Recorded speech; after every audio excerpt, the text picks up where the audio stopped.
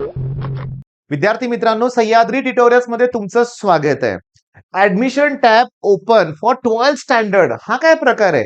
आता सगळं कुठं काय चाललंय, सगळेजण विचार करतात की सीईटीला एवढे पर्सेंटाइल आले, तेवढे आले, आता कुठलं कॉलेज लिस्ट, हा सगळा प्रकार सुरू आहे.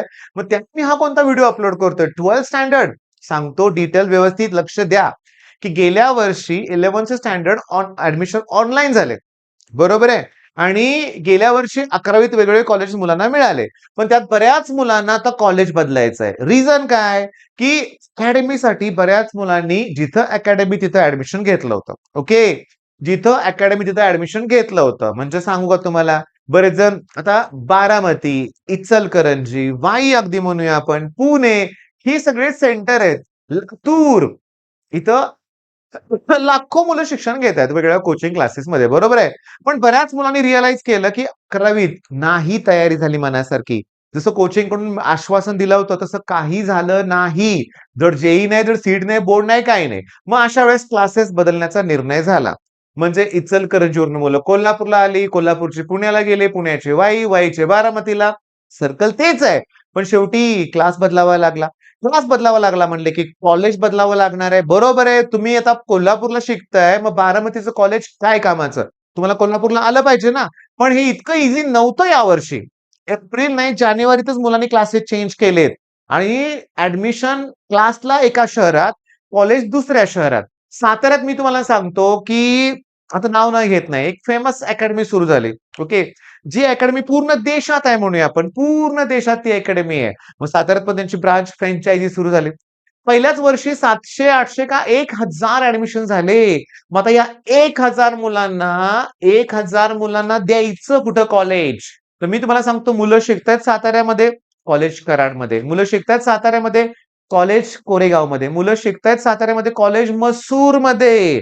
म्हणजे अक्षरशः पालकांनी घेतलं ऍडमिशन. पण एका वर्षानंतर काय झालं की हवा तसा परफॉर्मन्स नाहीये त्या अकॅडमीमध्ये.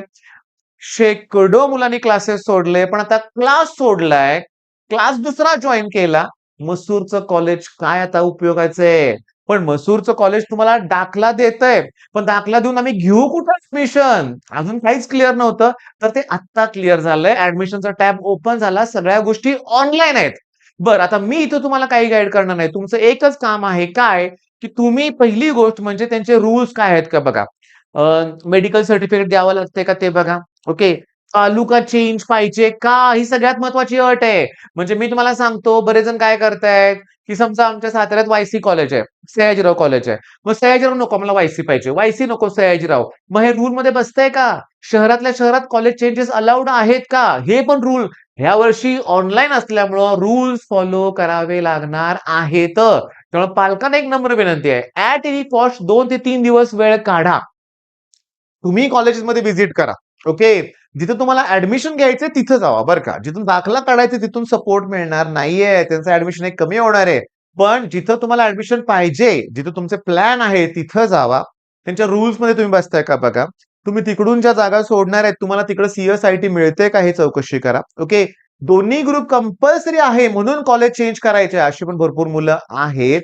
मी तुम्हाला सांगतो, मग आता इथून पुढचे हे 2-3 दिवस दी मोस्ट इम्पॉर्टंट आहेत. दी मोस्ट इम्पॉर्टंट आहे. तुम्हाला कॉलेज चेंज करायला हीच अपॉर्च्युनिटी आहे.